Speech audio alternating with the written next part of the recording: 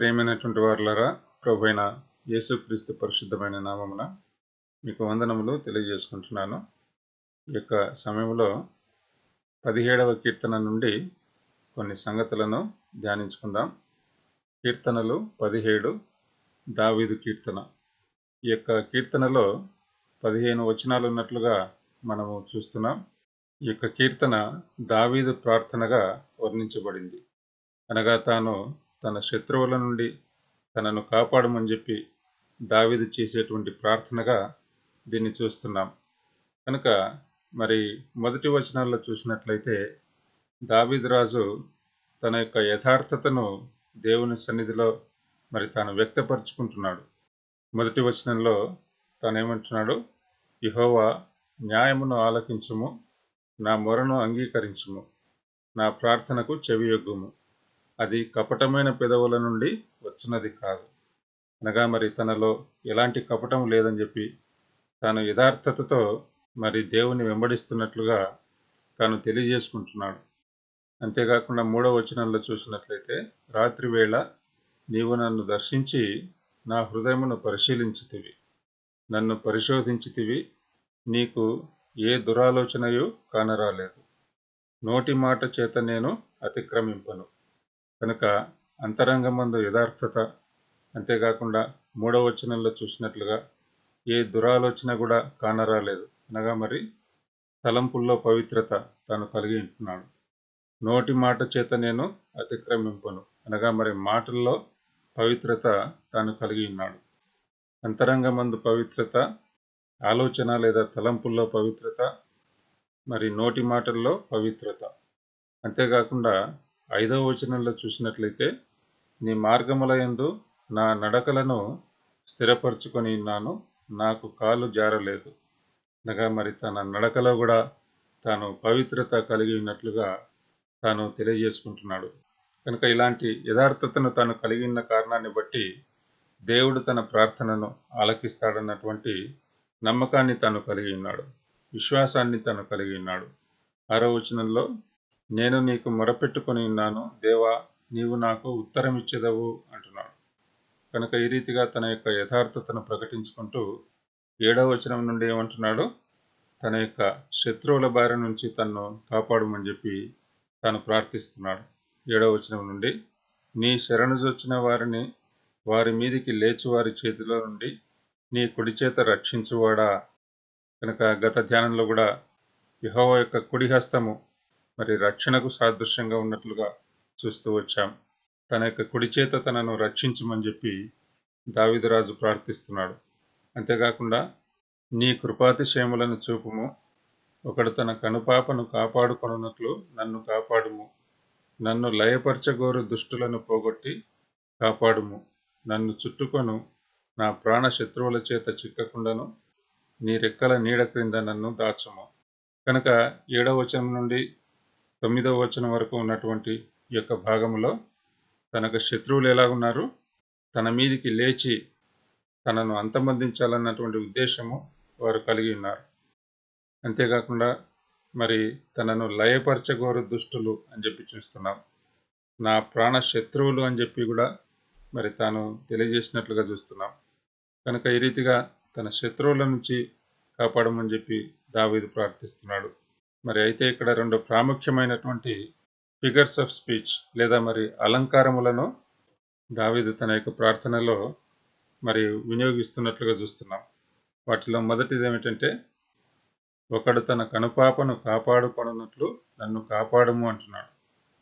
అలాగే రెండవదిగా చూస్తే 9వ వచనం చివరి భాగంలో, నీ రెక్కల నీడ క్రింద నన్ను దాచుము అంటున్నాడు. కనుక మరి మనము కనుపాప గురించి చూసినట్లయితే బైబుల్ వ్యాఖ్యాత చార్ల్స్ స్పర్జన్ ఏమంటున్నాడంటే, no part of the body more precious, more tender and more carefully guarded than the eye, and of the eye no portion more peculiarly to be protected than the central apple, the pupil, or as the Hebrew calls it, the daughter of the eye. The all-wise Creator has placed the eye in a well-protected position. It stands surrounded by projecting bones like Jerusalem encircled by mountains.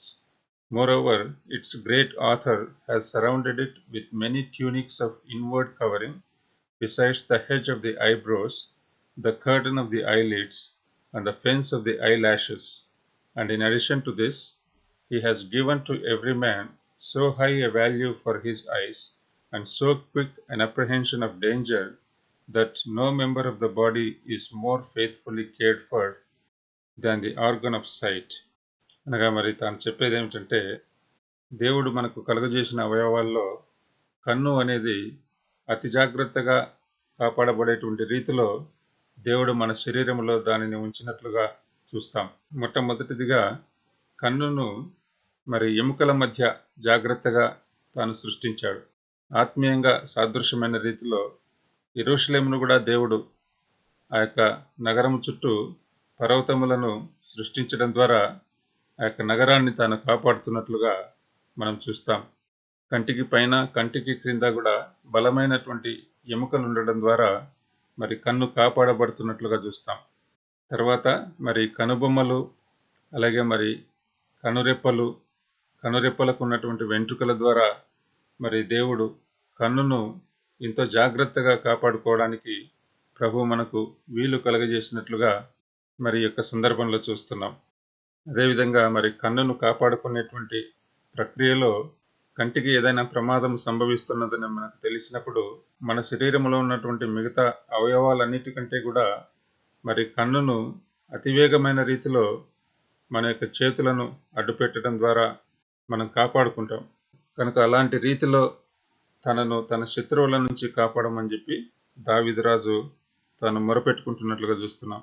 అంతేకాకుండా ద్వితీయోపదేశకాండము 32వ అధ్యాయం 10వ వచనంలో, అరణ్య ప్రదేశములోను భీకర ధ్వనిగల పాడైన ఎడారిలోను వాని కనుగొని ఆవరించి పరామర్శించి తన కనుపాపను వలె వాని కాపాడెను అని చెప్పి ఇశ్రాయేలీయులను దేవుడు కాపాడిన విధానాన్ని గురించి చూస్తున్నాం. జకర్యా 2వ అధ్యాయము 8వ వచనంలో కూడా సైన్యములకు అధిపతియగు యెహోవా సెలవిచ్చినదేమనగా, మిమ్మును ముట్టినవాడు తన కనుగుడ్డును ముట్టినవాడని ఎంచి తనకు ఘనత తెచ్చుకొనదలచి అని చెప్పి చదువుతున్నాం. కనుక దేవుని ప్రజలను ముట్టినటువంటి వారు దేవుని కనుగుడ్డును ముట్టుతున్నారని చెప్పి జకర్యాలో ఈ యొక్క వచనంలో దేవుడు సెలవిస్తున్నాడు. అనగా మరి అతి వేగమైన రీతిలో దేవుడు తన ప్రజలను కాపాడుతాడని చెప్పి కూడా ఈ యొక్క వచనాన్ని బట్టి చూస్తున్నాం. తర్వాత దావీదు వాడినటువంటి రెండవ అలంకారమును చూసినట్లయితే, నీ రెక్కల నీడ క్రింద నన్ను దాచుము అంటున్నాడు. కీర్తనలు 36:7వ వచనంలో కూడా, దేవా నీ కృప ఎంతో అమూల్యమైనది, నరులు నీ రెక్కల నీడను ఆశ్రయించుచున్నారు. 57వ కీర్తన 1వ వచనము చివరి భాగంలో కూడా, ఈ ఆపదలు తొలగిపోవు వరకు నీ రెక్కల నీడను శరణుజొచ్చి ఉన్నానంటాడు. 63వ కీర్తన 7వ వచనంలో కూడా, నీవు నాకు సహాయకుడవై ఇంటివి, నీ రెక్కల చాటున శరణుజొచ్చి ఉత్సాహధ్వని చేసేదను. కనుక దేవుడు మనలను తన కనుపాపు వలె కాపాడుతున్నాడు. తన యొక్క రెక్కల నీడ క్రింద మనలను దాచి మనలను కాపాడేటువంటి దేవుడుగా ఉంటున్నాడని చెప్పి మనం చూస్తాం. కనుక ఎన్నో అనుభవాల ద్వారా దావీదు వెళ్ళినటువంటి వాడై తన శత్రువుల నుంచి దేవుడు తనను కాపాడినటువంటి అనుభవాన్ని తాను పొందుకున్నటువంటి వాడై 124వ కీర్తనలో కూడా తానేమంటాడు, 124వ కీర్తన 1వ వచనం నుండి, మనుష్యులు మన మీదికి లేచినప్పుడు యెహోవా మనకు తోడై ఉండని ఎడల, వారి ఆగ్రహము మన పైని రగులు కొనినప్పుడు యెహోవా మనకు తోడై ఉండని ఎడల, మనలను ప్రాణముతోనే మృంగివేసియుందురు. జలములు మనలను ముంచివేసియుండును. ప్రవాహము మన ప్రాణముల మీదుగా పొర్లిపారియుండును. ప్రవాహములై ఘోషించు జలములు మన ప్రాణముల మీదుగా పొర్లిపారియుండును అని ఇశ్రాయేలీయులు అందురుగాక. వారి పండ్లకు మనలను వేటగా అప్పగింపని యెహోవా స్థితినందునుగాక. పక్షి తప్పించుకొనినట్లు మన ప్రాణము వేటకాండ్ర ఊరి నుండి తప్పించుకొని ఉన్నది. ఉరి తెంపబడెను, మనము తప్పించుకొని ఉన్నాము. భూమి ఆకాశములను సృజించిన యెహోవా నామము వలననే మనకు సహాయం కలుగుచున్నది. ఈ రీతిగా ప్రియులారా, మరి దేవుడు తన యొక్క శత్రువుల బారి నుంచి తను కాపాడమని చెప్పి దావీదు ప్రార్థించినటువంటి వాడై అలాగున మరి దేవుని చేత కాపాడబడిన అనుభవమును పొందుకున్నటువంటి వాడై 124వ కీర్తన యాత్ర కీర్తనను దావీదు రచించినట్లుగా కూడా మనం చూస్తాం. ప్రభువైన యేసుక్రీస్తు కూడా ప్రియులారా యెరూషలేమును ఎంతో ప్రేమించినటువంటి వాడై మరి యెరూషలేమును బట్టి తాను ఎంతో విలపించినట్లుగా కూడా దేవుని వాక్యంలో చూస్తాం. మత్తయి సువార్త 23వ అధ్యాయము 37వ వచనంలో తాను వాడినటువంటి అలంకారం ఏమిటి? యెరూషలేమా యెరూషలేమా, ప్రవక్తలను చంపుచును, నీ యొద్దకు పంపబడిన వారిని రాళ్లతో కొట్టుచును ఉండుదనా, కోడి తన పిల్లలను రెక్కల క్రిందికి ఎలాగో చేర్చుకొనునో అలాగే నేనును నీ పిల్లలను ఎన్నో మారులు చేర్చుకొనవలెనని ఉంటిని గాని మీరు ఒల్లకపోతిరి అంటున్నాడు. కనుక ప్రియ సహోదరుడా, ప్రియ సహోదరి, దేవుని భద్రత కిందికి, దేవుని కాపుదల క్రిందికి రావాలని నీవు ఇష్టపడుతున్నావా? అలాగే మరి 17వ కీర్తన 10వ వచనం నుండి కూడా చూసినట్లయితే దుష్టులు వారి యొక్క స్వభావమును గురించి దావీదు తెలియజేస్తున్నాడు. వారు తమ హృదయమును కఠినపరుచుకొని ఉన్నారు, వారి నోరు గర్వముగా మాట్లాడును. కనుక వారు ఎలాగున్నారు? కఠినమైనటువంటి హృదయం కలిగిన వారు, గర్వముతో కూడినటువంటి మాటలు మాట్లాడతారు. కనుక 11వ వచనం నుండి మా అడుగుజాడలను గుర్తుపెట్టి వారిప్పుడు మమ్ము చుట్టుకొని ఉన్నారు, మమ్మను నేలను కూల్చుటకు గురిచూచుచున్నారు. వారు చీల్చుటకు ఆతురపడు సింహం వలెను, చాటైన స్థలములలో పొంచు కొదమ సింహం వలెను ఉన్నారు. యెహోవా లెమ్ము, వానిని ఎదుర్కొని వానిని పడగొట్టుము. దుష్టుని చేతిలో నుండి నీ ఖడ్గము చేత నన్ను రక్షింపుము. అలాగే 14వ వచనంలో కూడా లోకుల చేతిలో నుండి, ఈ జీవిత కాలములోనే తమ పాలు పొందిన ఈ లోకుల చేతిలో నుండి నీ హస్తబలము చేత నన్ను రక్షింపుము. రీతిగా ప్రియులారా, మరి దుష్టులు అనేటువంటి వారు వారు ఎలాగున్నారంట? కఠినమైనటువంటి హృదయం కలిగి ఉన్నారు, గర్వమైన మాటలు మాట్లాడుతున్నారు, దావీదును గురిచూచుచున్నారు, ఆయనను చుట్టుకొని ఉన్నారు. ఇంకొక అలంకారం ఏమిటి ఇక్కడ? కొదమసింహం వలె చాటైన స్థలములలో పంచుకొని ఉన్నారు. ఎప్పుడొచ్చి మీద పడదామా, ఎప్పుడొచ్చి తనను చంపేద్దామా అన్నటువంటి ఉద్దేశంతో వారు ఉంటున్నట్లుగా దావీదు తెలియజేస్తున్నాడు. కనుక అలాంటి వారందరి నుండి కూడా దేవుడు దావీదును కాపాడినట్లుగా మనం దేవుని వాక్యంలో చూస్తాం. దేవుని కాపుదల దావీదుకి ఎలాగైతే తోడుగా ఉన్నదో, దావీదును ఎలాగైతే తన కనుపాప వలె దేవుడు కాపాడాడో, ఆయన రెక్కల క్రింద ఎలాగైతే తనకు ఆశ్రయం ఇచ్చాడో, మనకు కూడా అలాగున్నే దేవుడు ఆశ్రయం ఇస్తాడు. అలాగున్నే దేవుడు తన కనుపాప వలె మనలను కూడా కాపాడుతాడని చెప్పి ఇక వాక్య భాగాన్ని మనకు వర్తింపజేసుకున్నప్పుడు దాని అర్థము మనకు ఏ అపాయం కూడా రాదని చెప్పి కాదు, కానీ దేవుడు తన ప్రజలను ఎన్నో పరిస్థితుల ద్వారా తీసుకుని వెళ్తాడు. కష్టం వస్తుంది, నష్టం వస్తుంది, వ్యాధి బాధలు వస్తాయి, ఇరుకులు ఇబ్బందులు వస్తాయి, దాన్ని బట్టి మనం చనిపోవచ్చు కూడా. కనుక మనము దేవుని సార్వభౌమత్వానికి మనము అప్పగించుకున్నటువంటి వారంగా ఆయన యందు విశ్వాసం ఉంచి మనం జీవించాల్సి ఉంటుందని చెప్పి చూస్తున్నాం. కనుకనే దేవుని వాక్యాన్ని మనము ఒక బ్యాలెన్స్డ్ వ్యూలో ధ్యానించాల్సి ఉంటుంది. కనుక దేవుడు పరిస్థితులను మన జీవితంలో అనుమతిస్తాడని చెప్పి చూస్తాం. పర్సిక్యూషన్ అనేది జరుగుతుంది, సంఘము హింసల పాలవుతుంది, దేవుడు దీన్ని అనుమతిస్తున్నాడు. కనుక ప్రభువైన యేసుక్రీస్తు ఏం చెప్పాడు? యోహాను సువార్త 16వ అధ్యాయం 33వ వచనంలో, లోకములో మీకు శ్రమ కలుగును, అయినను ధైర్యం తెచ్చుకొనుడి, నేను లోకమును జయించి ఉన్నాను నేను. కనుక ప్రభువైన యేసుక్రీస్తు విజయమే మన విజయం. కనుక ప్రభువైన యేసుక్రీస్తు విజయాన్ని అనుభవపూర్వకంగా మనం తెలుసుకోవాలంటే, ప్రభువైన యేసుక్రీస్తు ఎలాగైతే శ్రమల పాలు అయ్యాడో అలాగున్నే మనం కూడా శ్రమల పాలు కావాల్సి ఉంటుంది. ఆయన మన యొక్క శిరస్సు, మనం ఆయన యొక్క శరీరం గనుక శిరస్సుకు సంభవించినది శరీరానికి కూడా సంభవిస్తుంది. శత్రువు విపరీతమైన రీతిలో మనలను ఎదిరించేటువంటి వాడుగా ఉంటాడని చెప్పి చూడాలి. 1 పేతురు 5వ అధ్యాయము 8వ వచనంలో, నిబ్బరమైన బుద్ధి గల వారే మెలకువగా ఉండుడి, మీ విరోధి అయిన అపవాది గర్జించు సింహం వలె ఎవరిని మృంగుదునా అని వెదకుచూ తిరుగుచున్నాడు. ఎఫెసీయులకు 6:11లో, మీరు అపవాది తంత్రములను ఎదిరించుటకు శక్తిమంతులగునట్లు. కనుక ఎన్నో తంత్రములతో అపవాది మన మీదకి వస్తాడు. ఎఫెసీయులకు 6:16లో, మీరు దుష్టుని అగ్ని బాణములన్నిటినీ ఆర్పుటకు శక్తివంతులగుదురు. కనుక అగ్ని బాణాలను మన మీదకి ప్రయోగిస్తాడు. మొదటి తెస్సలోనీయులకు 2:18లో పౌలును అభ్యంతరపరిచాడంట సాతాను. నేను పలుమార్లు రావాలనని ఇంటిని గాని సాతాను మమ్మును అభ్యంతరపరచెను అంటాడు.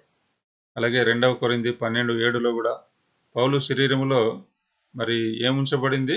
నేను అత్యధికముగా హెచ్చిపోకుండా నిమిత్తము నాకు శరీరములో ఒక ముళ్ళు, నేను అత్యధికంగా హెచ్చిపోకుండా నిమిత్తము నన్ను నలగగొట్టుటకు సాతాను యొక్క దూతగా ఉంచబడిను. కనుక ఆ ముళ్ళు అనేది ఎక్కడి నుంచి వచ్చింది? సాతాను దూతగా ఉంచబడింది. దేవుడు దాన్ని అనుమతించాడు. కనుక పౌలును బలపరచడానికి, దేవుని మీద ఆధారపడి తాను జీవించడానికి పౌలు జీవితంలో ఈ యొక్క పరిస్థితి సంభవించినట్లుగా చూస్తున్నాం. కనుక దుష్టులు ఇంత అన్యాయము మనకు జరిగిస్తున్నప్పుడు వారికేమీ సంభవించదా అని మనము ఆలోచన చేయాల్సిన అవసరం లేదు. ఎందుకంటే వారి యొక్క అంతం అనేది నాశనం అని చెప్పి వాక్యం సెలవిస్తుంది. వారి అంతం అనేది నరకాగ్ని అని చెప్పి వాక్యం సెలవిస్తుంది.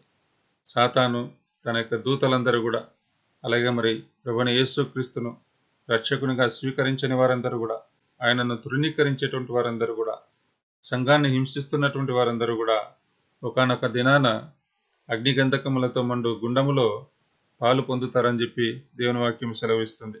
మనమైతే ప్రియులారా మరి ప్రభువైన యేసుక్రీస్తును శిరస్సుగా కలిగి ఆయన చేత కాపాడబడుతూ ఎన్నో పరిస్థితులు మనకు సంభవించినప్పటికీ ఇది దేవుని ఉద్దేశమైనదని చెప్పి ఎరిగి దేవుడు తన యొక్క సారూప్యతలోనికి ఎదగడానికే ఈ పరిస్థితులన్నీ కూడా దేవుడు మన జీవితాల్లో అనుమతిస్తాడని చెప్పి ఎరిగినటువంటి వారమై మనము ముందుకు సాగాల్సి ఉంటుందని చెప్పి చూస్తున్నాం.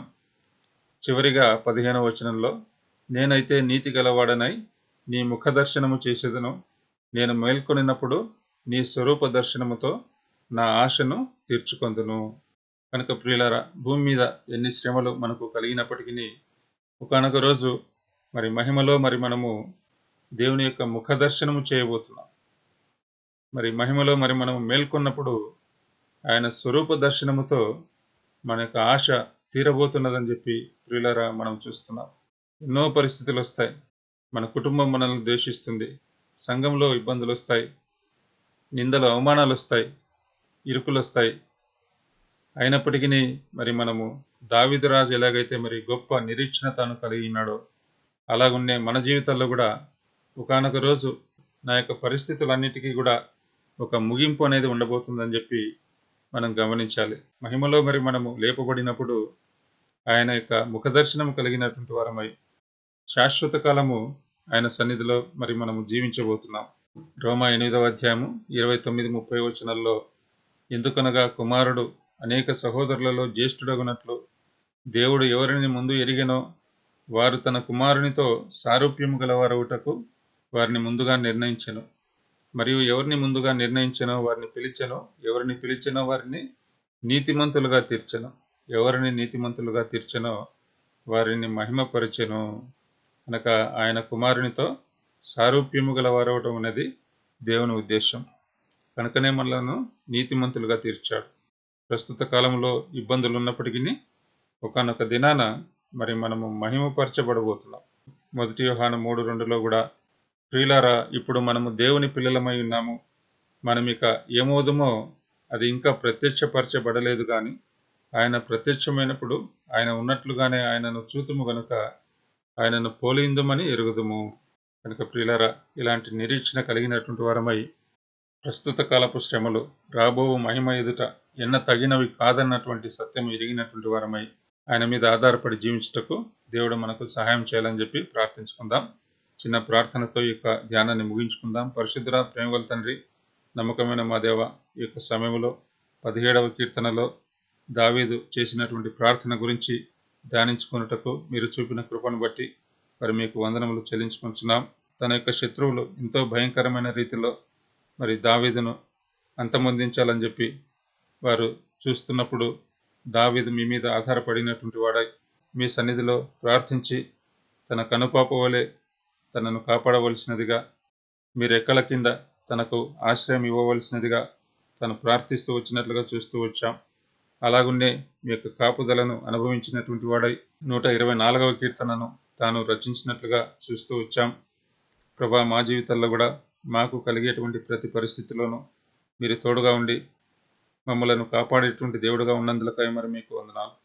ఒకానొక దినాన మరి ఈ యొక్క సమస్తమైనటువంటి దుష్టత్వం నుంచి మమ్మల్ని సంపూర్ణమైన రీతిలో కాపాడబోయేటువంటి దేవుడు గనుక మరి మీకు వందనాలు. మా కొరకు మధ్యాకాశంలో ప్రత్యక్షమై మాకు మహిమ శరీరములు ఇచ్చి మీ యొక్క సన్నిధిలో ఉన్నటువంటి నిత్య సంతోషాన్ని, నిత్యమైన శాంతిని, శాశ్వత కాలము మరి మేము అనుభవించడానికి మమ్మలను కొనిపోయే దేవుడుగా ఉన్నందులకై మరి మీకు వందనములు చెల్లించుకుంటున్నాం. ఈ యొక్క సువార్తను ఎంతోమందితో పంచుకున్నటకు మాకు సహాయం చేయమని కొద్ది ప్రార్థన ప్రభువైన యేసుక్రీస్తు పరిశుద్ధమైన నామమున మీకే సమర్పించుకుంటున్నాం తండ్రి. ఆమేన్.